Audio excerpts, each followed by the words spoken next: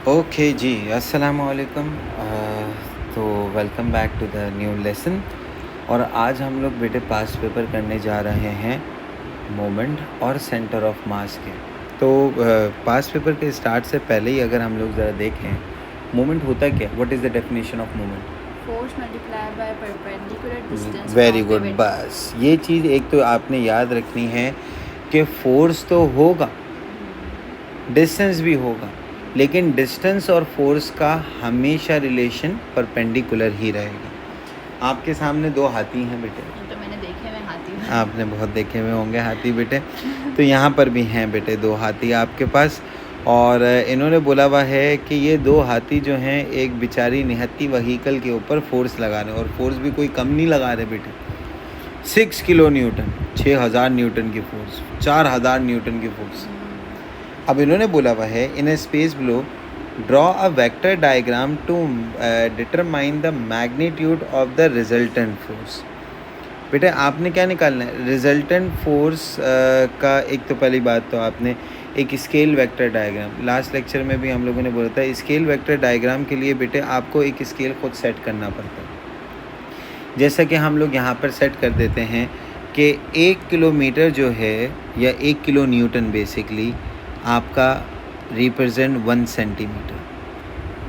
ठीक है, तो आइए जी ज़रा हम अपनी तरफ से। हाँ, आप कुछ भी स्केल सेट कर सकते हैं बेटे। तो हमने देखें आपके पास यहाँ पर कितनी फोर्स लग रही है, 4 किलो न्यूटन की। तो अगर मैं इसकी वेक्टर डायग्राम बनाऊंगा तो कितने सेंटीमीटर बनेगा बेटा? 4 सेंटीमीटर बनेगा। तो यहाँ से हम लोगों ने क्या कर लिया बेटे, 4 सेंटीमीटर, 0 से लेकर ये आ गया आपके पास 4 तक बेटे। ठीक है,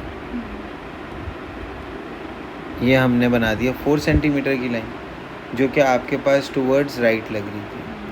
इसी तरीके से एक आपके पास फोर्स लग रही है बेटे अपवर्ड भी। तो हमने कहा ज़रा अपवर्ड भी बना देते हैं। यहाँ पे पहले स्केल रख लें बेटे, और अपवर्ड कितने की फोर्स लग रही है पहले तो ये डिटरमाइन कर लें बेटे। 6 किलो न्यूटन की फोर्स लग रही है। तो आपके पास 6 सेंटीमीटर बन जाएगा बेटा हमारा। 6 सेंटीमीटर यहाँ तक बन रहा है। ठीक है, अब इन्होंने बोला रिजल्टेंट भी आप बताएं कैसे निकाला। वैसे तो रिजल्टेंट हम लोग पता है कि आपके पास देखें ये फोर्स अपवर्ड जा रही है और ये फोर्स राइट की तरफ जा रही है, तो रिजल्टेंट कहाँ बनेगा? बिल्कुल बीच में बनेगा। ऐसा है या नहीं है बेटे? ठीक है ना, इसको हम ज़रा हटाते हैं। रिजल्टेंट आपके पास यूं ही बनेगा, लेकिन अब करेक्ट डायग्राम के साथ क्लियरली हम लोगों को शो करके बनाना है। तो उसके लिए मैं करूँगा क्या, मैं एक अपनी आसानी करता हूँ बेटे। मैं पहले इन जो आपके पास लाइंस आ रही हैं इनको हम लोग ज्वाइन कर लेते हैं और वैल्यू भी फाइंड आउट कर लेते हैं साथ में, क्या आपके पास कितनी आ रही होगी। आई गेस देखो 7.2 आ रही है। अगर आप इसको करो यहाँ से बिल्कुल स्टार्ट से एंड तक, तो अब देखो स्केल डायग्राम थी ना, स्केल डायग्राम से आपको पाइथागोरस थ्योरम अप्लाई करने की ज़रूरत नहीं है।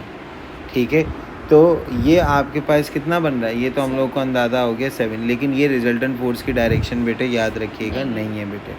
रिजल्टेंट फोर्स ये तो सिर्फ मैंने क्यों बनाया बेटा, ये मैंने इसलिए बनाया ताकि मुझे पता चल सके कि इन दोनों के दरमियान डिस्टेंस कितना था, और कितना था बेटा?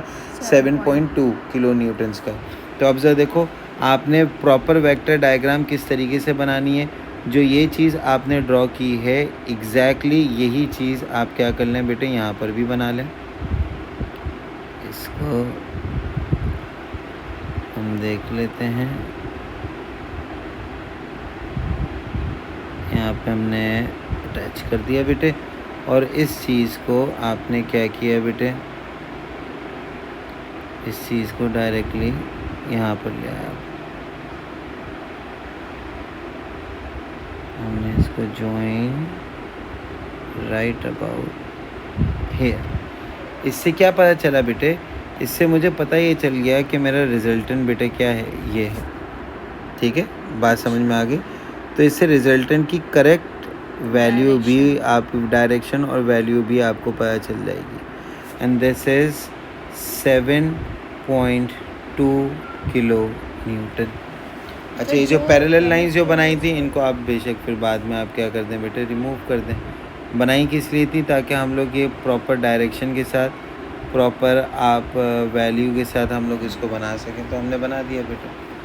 ठीक हो गया, वेक्टर डायग्राम तो बन गई। और क्या आपके पास आंसर आया है 7.2 किलो न्यूटन। तो इसको हम लोग लिख देते हैं बेटे, इट इज़ 7.2 किलो न्यूटन। आगे बढ़ाते हैं, एक और हाथी। आज हाथी ही आपके बजाएंगे बेटे। इन्होंने बोला कि पिवट आपकी calculate the moment about point A of the force exerted by elephant. तो फोर्स कौन सी इस्तेमाल करनी है? एलिफेंट की, बताई भी है ना, 11 किलो न्यूटन। पिवट क्या है? ये रहा। अब हम लोग जो डिस्टेंस नापेंगे वो पिवट से फोर्स तक का होगा, लेकिन कैसा डिस्टेंस होगा? परपेंडिकुलर डिस्टेंस होगा आपके पास। और कितना आ रहा है यहाँ पर? 1.8 आ रहा है बेटे। तो फोर्स कितनी? 11 किलो न्यूटन, मतलब किलो का मतलब 11 10 टू द पावर 3। मूवमेंट का वैसे फॉर्मूला भी क्या होता है? Force times the perpendicular distance. तो फोर्स तो ये आ गई, और इसका परपेंडिकुलर डिस्टेंस आपके पास कितना है बेटे? 1.8। तो आपके पास मोमेंट आ जाएगा 20,000। तो इसको हम लोग लिख देंगे 20 किलो, और वो मोमेंट का यूनिट क्या होता है बेटे? Newton metre. आप 20,000 में लिख दें तो कोई मसला नहीं है बेटे। आगे आपके पास बोला हुआ है मास ऑफ व्हीकल है आपके पास 1900 kg and it does not slide when pushed by elephant. Determine whether the elephant tip the vehicle और नॉट। तो अब इन्होंने बता दिया कि भाई मास ऑफ द व्हीकल क्या है? 1900। तो अब ज़रा देखें, मैं यहाँ से एक चीज़ फाइंड आउट करूँगा। व्हीकल का अपना भी एक वेट होगा बेटे। जब व्हीकल के पास अपना एक वेट मौजूद है, और वो वेट कहाँ पर लग रहा होगा, तो सबसे पहले तो ये डिटरमाइन करें, वेट हमेशा सेंटर ऑफ मास पे अप्लाई होता है, याद है? So this is your force that is of the vehicle. अब पिवट कहाँ पर है? पिवट है एट पॉइंट ए। फोर्स से इस पिवट तक का परपेंडिकुलर डिस्टेंस कितना बन रहा है? 1.25। तो मैं ये देख लेता हूँ कि आपके पास व्हीकल कितना काउंटर में मोमेंट प्रोड्यूस कर रही है, ताकि फिर अगर एलिफेंट का मोमेंट ज़्यादा हुआ और व्हीकल का मोमेंट कम हुआ तो एलिफेंट टिप ओवर कर देगा। अगर व्हीकल का ज़्यादा हुआ और एलिफेंट का कम हुआ तो फिर नहीं करेगा। तो अब उसके लिए मेरे पास क्या है कि व्हीकल की जो फोर्स होगी वो क्या होगी? वेट। और वेट का फॉर्मूला क्या होता है? W = mg। तो यहाँ पे आपके पास आ गया बेटे 1900, और ग्रेविटी की वैल्यू अभी यहाँ पर हम लोग 10 ही ले लेते हैं ताकि हमारा आंसर इजीली आ जाए। तो 19,000 न्यूटन आपके पास क्या है बेटे? व्हीकल की फोर्स है। ठीक हो गया बेटे। मोमेंट निकालना है तो 19,000 टाइम्स परपेंडिकुलर डिस्टेंस कितना था? 1.25 मल्टीप्लाई करेंगे, और मल्टीप्लाई करने पर 24 किलो न्यूटन आ रहा है, किलो न्यूटन मीटर। तो व्हीकल का मोमेंट ज़्यादा है, एलिफेंट का कम है, तो क्या टिप ओवर होगा?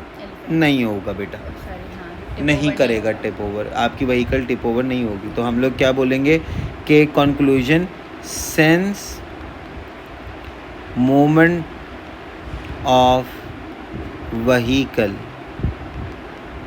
Is more than moment produced by elephant, therefore vehicle होगी, व्हीकल विल नॉट टिप।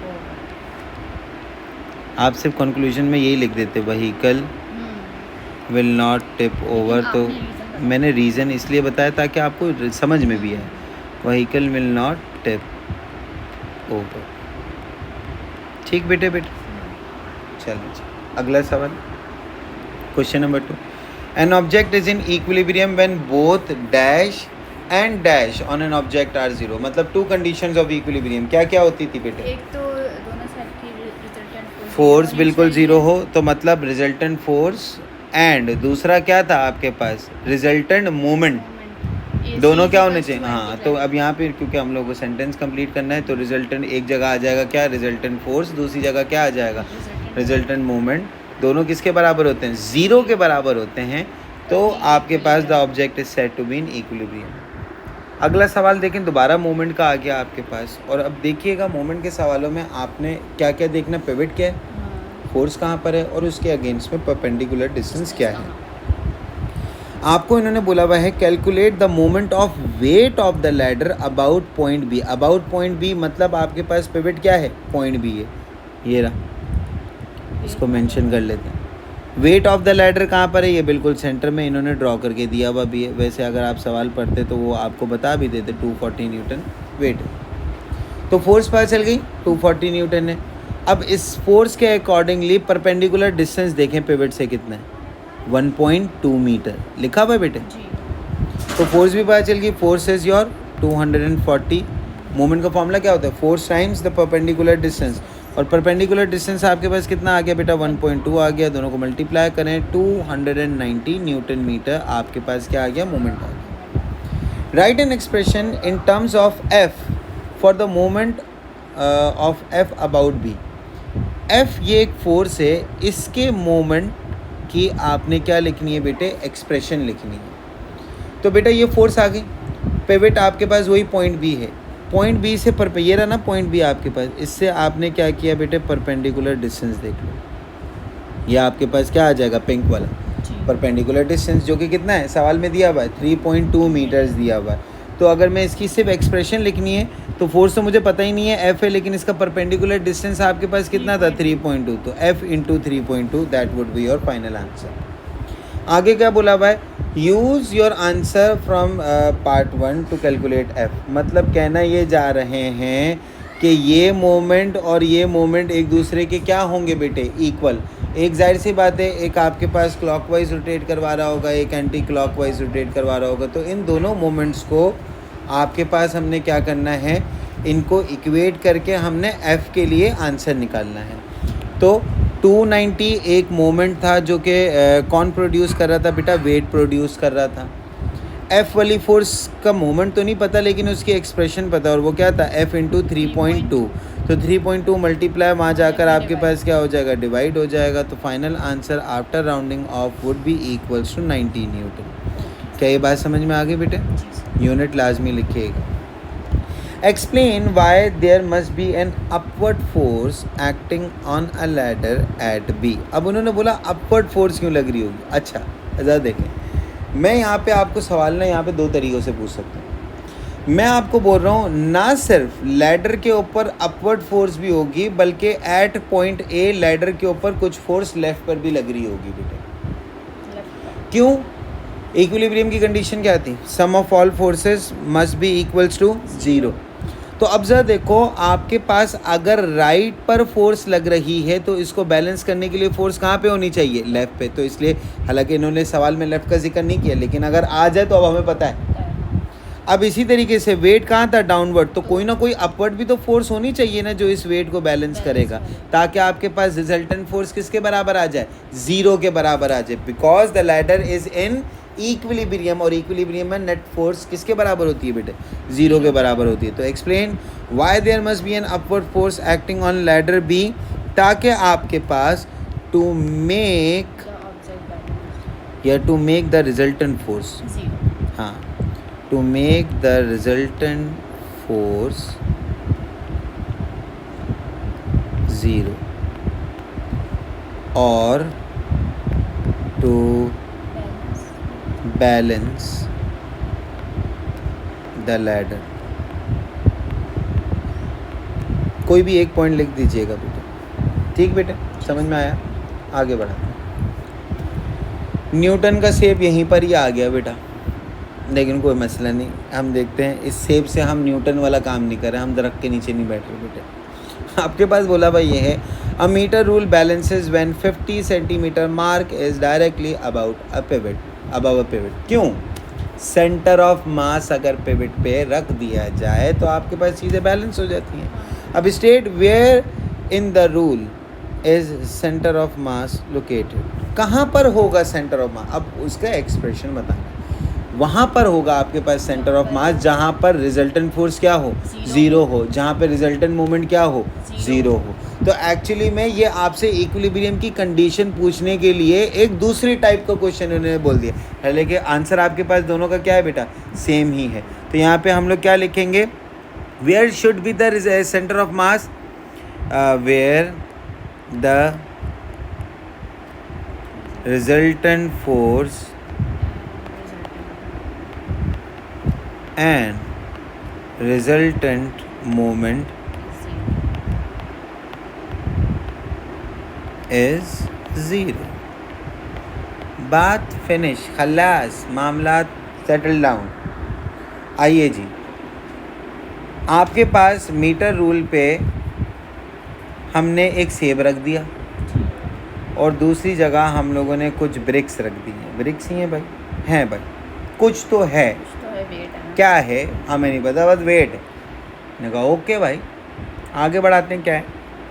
इन्होंने बोला वेट ऑफ एन एप्पल निकालो। याद रखना वेट है क्या? फोर्स है। कहाँ लग रही होगी? Properly downward. सेंटर, अबे मतलब क्या है सेंटर? डाउनवर्ड ना, डाउनवर्ड के सेंटर। अब सेंटर को इतना याद भी नहीं करो बेटा। हाँ, ठीक है। सेंटर वो एक साहब थे, मुशायरा चल रहा था और उस मुशायरे में वो जो आपके क्या कहते हैं, एक जो शायर थे वो शेर सुनाते, वाह वाह वाह वाह शुक्र या अल्लाह। तो वो जो शायर था ना वो बहुत तंग हो रहा था, तो उसने फिर बीच में ही बोला कि ए मियाँ, इतना क्यों खुदा को याद करते हो? अगर खुदा ने तुम्हें इतना सा भी याद कर लिया ना तो मामलात बिगड़ जाएंगे बेटे। तो नहीं, सेंटर को भी इतना याद ना करें बेटा। सेंटर ने तुम्हें इतना याद कर लिया ना तो मामलात बिगड़ जाएंगे। तो अब ज़रा देखते हैं। तो आपके पास यहाँ पर लग रही है एप्पल की फोर्स, जो कि उसकी वेट ही होगी बेटा। दूसरा इन्होंने बता दिया है कि ये एक वेट प्लेस किया हुआ है और ऑब्वियस सी बात है इसका वेट भी कहाँ लग रहा होगा? डाउनवर्ड। लेकिन इसका वेट हमें बता दिया है कितना है, 0.40 न्यूटन। तो वही clockwise moment is equals to anticlockwise moment. तो आइए जी ज़रा हम लोग काम करते हैं और काम करके हम निकालते हैं कि आपके पास इस सेंटर से यहाँ तक का डिस्टेंस कितना दिया हुआ है बेटा? 45। तो 0.4 इंटू 45 इज़ इक्वल्स टू, एप्पल की फोर्स मुझे नहीं पता, F इंटू इसका डिस्टेंस कितना है बेटा? 25 सेंटीमीटर दिया हुआ। और देखिए परपेंडिकुलर डिस्टेंस ही ले रहे हैं, ये याद रखिएगा। अगर आपने परपेंडिकुलर डिस्टेंस नहीं लिया तो बेटे आपके मामलात बहुत बिगड़ जाएंगे। जैसे उस मियाँ को अल्लाह ने अगर थोड़ा सा भी याद कर लिया तो मामलात बिगड़ रहे थे ना बेटे, ऐसे आपके भी बिगड़ सकते हैं। तो हमारे पास फोर्स आ गई बेटे 0.72 न्यूटन और एक्चुअली में यही आपके एप्पल का वेट था। काश ईंट गिर जाती बेटे न्यूटन के सर के ऊपर। खा ही लेता ना, उठा के नहीं ना बेटे, बस वो थोड़ा सा अजीब था ना, वो खा नहीं सकता था, मसला ये है। अगला सवाल, mass W is equals to mg। Weight अपने को एप्पल का पता है बिल्कुल, मास हमें पता है नहीं। ग्रेविटी कितनी लूँगा? 9.8। अब लाजमी अगर नहीं दी हुई तो 9.81 ही लेनी है। आपके पेपर के बिल्कुल स्टार्ट में जो इंस्ट्रक्शन लिखी हुई होती हैं उसमें आपको बताया जाता है कि बेटा ये ग्रेविटी आपने लेनी है, तो वो एक दफ़ा देख लीजिएगा। तो 0.073 kg आ गया बेटे आपका एप्पल का मास। पार्ट सी देखें, बड़े मज़े की बात बोला हुआ क्या है? The apple is not move but weight is removed from the rule and the pivot is move to the left. Explain why the arrangement in figure 3.2 balances. अब देखो पहले पिवट कहाँ पे रखा हुआ था? सेंटर ऑफ मास पे रखा हुआ था रूलर के। अब रखा हुआ है नहीं, तो इसका मतलब है एक फोर्स ये भी आ गई। आ गई नहीं आ गई बेटे? तो अब आपके पास क्या है, आपको यही चीज़ को शो करना है। Explain why the arrangement in figure 3.2 balances. क्यों? क्योंकि यहाँ पर भी आपके पास clockwise movement anti clockwise movement के बराबर हो रहा है। एक मूवमेंट तो एप्पल प्रोड्यूस कर रहा है और दूसरा मूवमेंट कौन प्रोड्यूस कर रहा है? आपके इस रूलर का, इस रूल का सेंटर ऑफ मास। तो अब इसको आपने एक्सप्लेन करना है बेटे, और इसको एक्सप्लेन किस तरीके से करेंगे? तो सबसे पहले तो why balances because clockwise movement आपके पास, आपने इसको सेंटेंस फॉर्म में लिखना है। Clockwise movement is equals to anti clockwise movement. अब बता दें वैसे एप्पल कौन सा हो रहा है बेटा? एक कौन सी मूवमेंट प्रोड्यूस कर रहा है? अगर आप देखें गौर से, एप्पल आपके पास जो प्रोड्यूस कर रहा है डाउनवर्ड तो है, लेकिन क्लॉकवाइज या एंटी क्लॉकवाइज? Anti clockwise. और आपके पास ये जो सेंटर ऑफ मास है ये कौन सी प्रोड्यूस कर रहा है? क्लॉकवाइज, तो हम लोग लिख देंगे apple is producing anti clockwise movement which is equal to, किसके इक्वल है बेटे? क्लॉकवाइज मूवमेंट प्रोड्यूस्ड बाय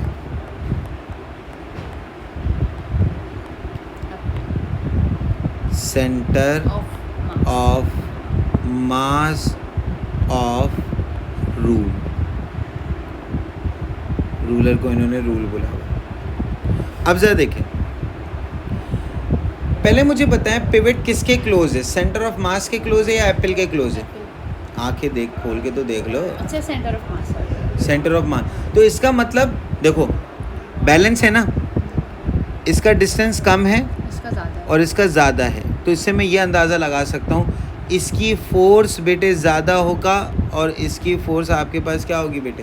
कम होगी। तभी तो देखो, अगर आपके पास एक रूलर रखा हुआ है, ये पिवट रखा हुआ है आपके पास, और दोनों सेम जगह पर है, दोनों का डिस्टेंस सेम है, तो मतलब दोनों की फोर्स भी क्या होगी? अब अगर एक को मैंने क्या कर दिया, रिमूव करके एक को करीब रख दिया, ठीक है, और एक को दूर रखा, तो इसका मतलब जो करीब वाला है उसका डिस्टेंस कम है, दूर वाले का डिस्टेंस ज़्यादा है, फिर भी बैलेंस है, तो मतलब इसकी फोर्स क्या होगी बेटे? ज़्यादा, और इसकी फोर्स क्या होगी? कम।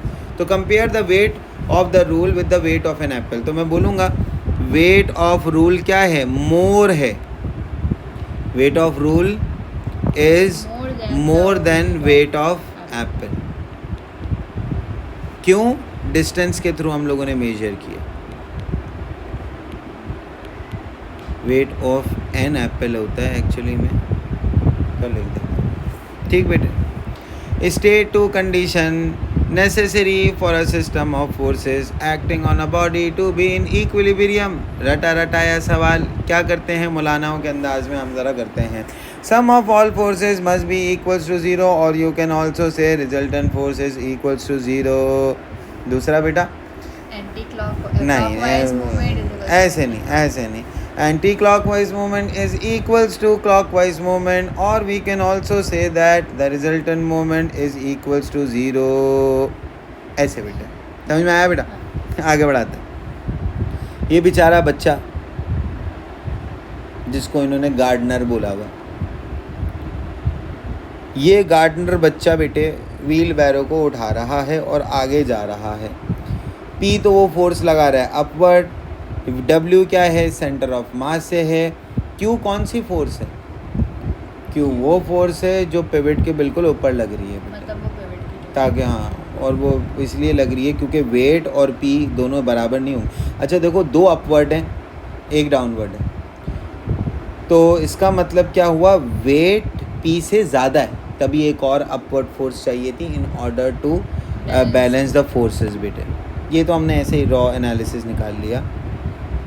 एक्सप्लेन वाई P, अरे वाह यार, हम तो होशियार निकले। देखो क्या बोला हुआ है, explain Y P is less than W। अभी इसी के बारे में तो बात कर रहे थे भाई, क्यों है P? क्योंकि एक और एडिशनल फोर्स चाहिए थी ना बेटे इसको बैलेंस करने के लिए, चाहिए नहीं चाहिए? चाहिए, तो इसलिए तो भाई हमारे पास के, तो आपने by considering the forces P, Q and W, तो हम लोग इसको एक्सप्रेशन में लिख देंगे, सम ऑफ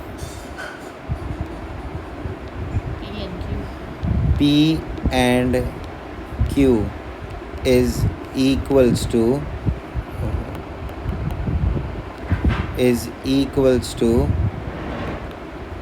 W, ठीक है। तो अब यहाँ पे लिख देंगे कि टोटल अपवर्ड फोर्स बराबर होगी बेटे टोटल डाउनवर्ड फोर्स के, तभी तो रिजल्टेंट फोर्स इक्वल्स टू 0 होगी और बॉडी इक्विलिब्रियम में आएगी। By considering the moment of forces of P and W about C। अच्छा जी, अब मोमेंट आपको निकालना है बेटे। तो अगर मैं देखूं, आपको यहाँ पर भी मेंशन करना है। अब ज़रा देखो, आपका जो पिवट है वो है कहाँ पे? ये पिवट C पर है, ऐसा ही है।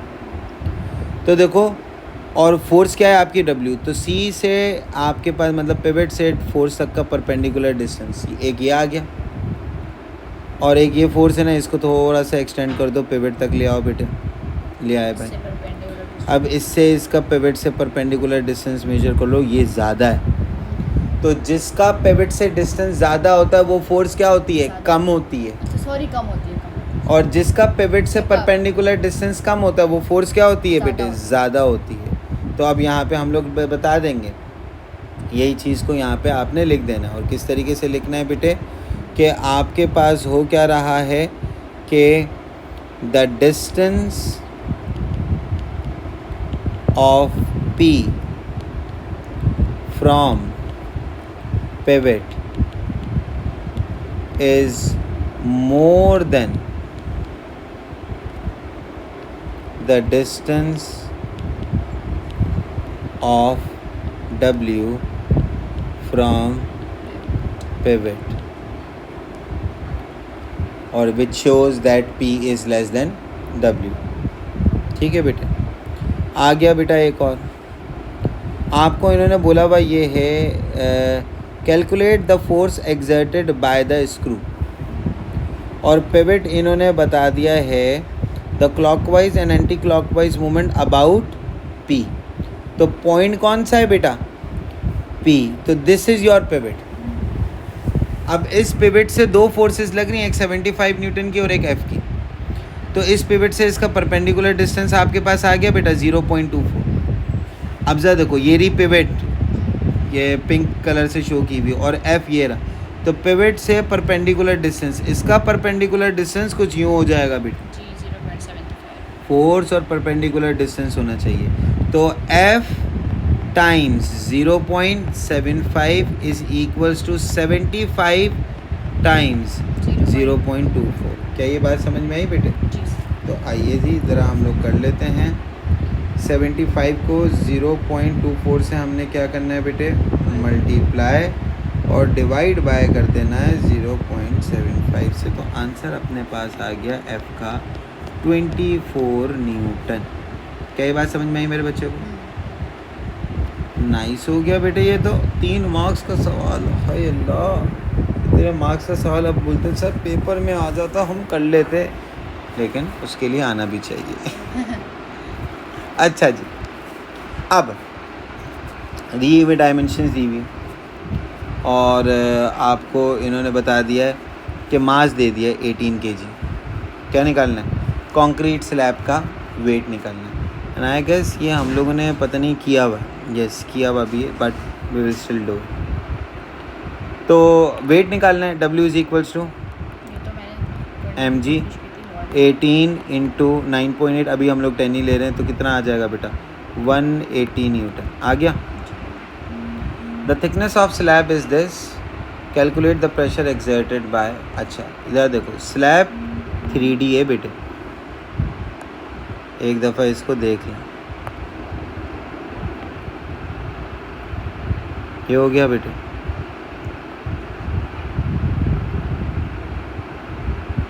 अब ज़रा देखें, यही है स्लैब बेटे, जिसमें आपको ये लेंथ दी हुई है, कितनी है? This length is 0.30।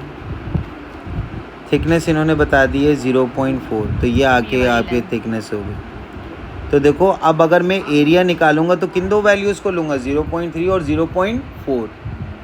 ये हाइट आपके पास एरिया में शामिल होगी? नहीं, एरिया तो बेस एरिया होता है ना, क्योंकि जो जिसके साथ आपके पास मतलब बेस जिसके साथ सब है, बिल्कुल।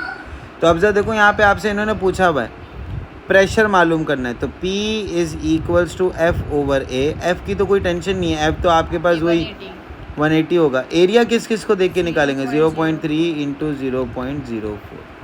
क्या ये बात समझ में आई? 15,000 पास्कल प्रेशर आ गया बेटे।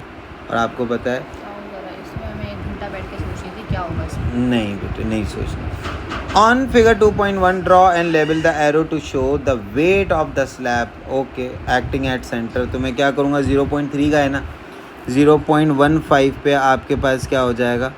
अच्छा ये पुलिस का नंबर नहीं है बेटा 15, ये 0.15 आपके पास डायमेंशन है। तो ये 0.15 पे हम लोगों ने क्या कर दिया, वेट का एरो बना दिया। अब यहाँ से मैं मेंशन भी कर दूँगा कि दिस इज़ 0.15 मीटर और ये भी आपके पास कितना होगा बेटा 0.15 मीटर होगा। ठीक हो गया बेटा।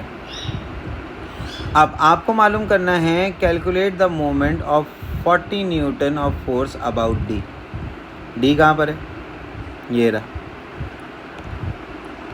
40 न्यूटन का मोमेंट। तो देखो आपके पास क्या है, ये फोर्स है ना, इसको थोड़ा सा एक्सटेंड कर देते हैं पिवट से परपेंडिकुलर, ये रही पिवट, तो इससे परपेंडिकुलर डिस्टेंस कितना आ गया 0.6 आ गया बेटे, फोर्स और परपेंडिकुलर डिस्टेंस। और डिस्टेंस कहाँ से होता है, पिवट से फोर्स। अब देखो फोर्स की डायरेक्शन आपको बता दिए तो आप इसको एक्सटेंड करके खुद आगे तक ले आओ ताकि आपको परपेंडिकुलर डिस्टेंस पता चल सके। तो क्या हो जाएगा बेटा 40 टाइम्स 0.6 जो कि आपके पास आ गया 24 newton metre. Moment of W about D, तो सही है, डब्ल्यू का डी के साथ ये आ गया परपेंडिकुलर डिस्टेंस कितना होगा 0.15। तो वेट अभी आपको पता है ना कितना था 180 था, तो 180 into 0.15 27 newton metre. The ground is rough so that slab does not slide. State and explain what happened to the slab as the horizontal force at B gradually increases. इस फोर्स को मैं इंक्रीज करूँगा, slide नहीं करेगा, तो ये क्या होगा, ये आहिस्ता आहिस्ता टॉपल कर जाएगा, इस तरफ आ जाएगा। ठीक है ना। तो हम लोग यहाँ पे आपके पास 2 मार्क का सवाल है, तो आप यहाँ पे लिख देंगे कि स्लैब टॉपल्स या रोटेट, और मेंशन कर दीजिएगा about D because क्या होगा बेटे, moment of force at B becomes bigger than moment of force by या फोर्स ऑफ वेट। ठीक हो गया बेटे। अगला सवाल ये भी हम लोगों ने किया हुआ है, क्रेन वाला कल ही किया था। ठीक है, ये ज़रा देखते हैं। 7 right the name of 3 man made devices in every day use that depend for their action upon the moment of, मतलब कौन कौन सी 3 डिवाइसेस आप देख सकते हैं जिसमें मोमेंट लगता है। तो भाई एक तो मुझे लग रहा है सीजर होता है, हाँ उसमें बीच में पिवट होता है, पिवट होता है, और एक डोर भी हो सकता है, डोर हो सकता है, वेरी गुड। कैबिनेट हो सकता है। अब डोर और कैबिनेट सारी एक ही है। कटलरी बता दो ऐसा- बेटा। ऐसा- टैप हो सकता है, हाँ, कैबिनेट्स हो सकते हैं, ये सारी मैन मेड डिवाइसेस आ गई। State 2 reason why the rod is not in equilibrium. क्योंकि एक तो उसकी सम ऑफ ऑल फोर्सेस बराबर नहीं होंगी नहीं होंगी और मोमेंट भी बराबर। और बराबर। देखो मोमेंट क्यों बराबर नहीं होगा, 2 डाउनवर्ड लग रहे हैं और एक कहाँ लग रहा है बेटा, Upward लग अपवर्ड रहा लग रहा है। और दूसरी चीज़ अगर मैं ये तो फोर्सेस के हवाले से बता, ये कहाँ मूव करवा रहा है बेटा, क्लॉकवाइज। ये भी कहाँ मूव करवा रहा है बेटा, क्लॉकवाइज ही करवा रहा है, समझे बेटे। तो यहाँ पे आप रीज़न लिख देंगे कि resultant force is not zero and resultant moment is not equals to zero, या clockwise moment is not equals to anticlockwise moment, या sum of all forces is not equals to zero. ये आप answer यहाँ पे लिख सकते हैं। Okay, spring के साथ सवाल दिया है, ज़रा देखते हैं। पिवट आपके पास मेंशन है, बिल्कुल मेंशन है, ये आ गई पिवट। ठीक हो गया जी। अब उसके बाद इन्होंने रख दिया है क्या जी कि आपके पास calculate the force exerted on P Q by spring. Spring क्या फोर्स लगा रहा है, ये तो बता देखो दीजिए। हाँ ये 12 किलो न्यूटन और स्प्रिंग यहाँ पर फोर्स लगा रहा होगा बेटे। तो आपके पास होगा क्या कि पहले इस 12 न्यूटन से डिस्टेंस कितना है बेटे, 0.30 तो 12 इंटू 0.3 या 0.30 लिख दो इज़ इक्वल्स टू स्प्रिंग की फोर्स मुझे नहीं पता। क्या मुझे स्प्रिंग का डिस्टेंस पता है? यस मुझे पता है। क्यों? क्योंकि इन्होंने बोला हुआ सपोर्टेड एट इट सेंटर, तो मतलब ये पिवट कहाँ पर है, सेंटर पर है। पूरा पी क्यू किसके बराबर था 1, तो आधा किसके बराबर होगा 0.5, तो यहाँ पे आपके पास आ जाएगा 0.5 मल्टीप्लाई वहाँ जाकर डिवाइड 7.2 मेरे ऐसे ही सवाल आ न्यूटन। जाए। बेटा ये सवाल ऐसे ही आते हैं।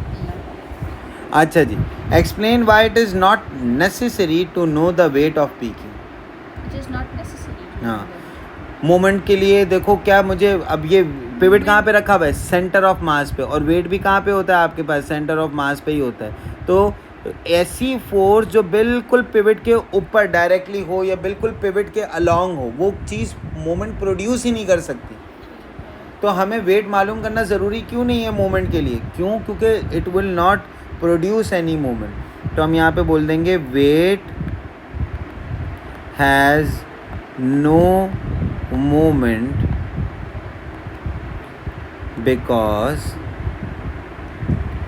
it does not have any perpendicular distance।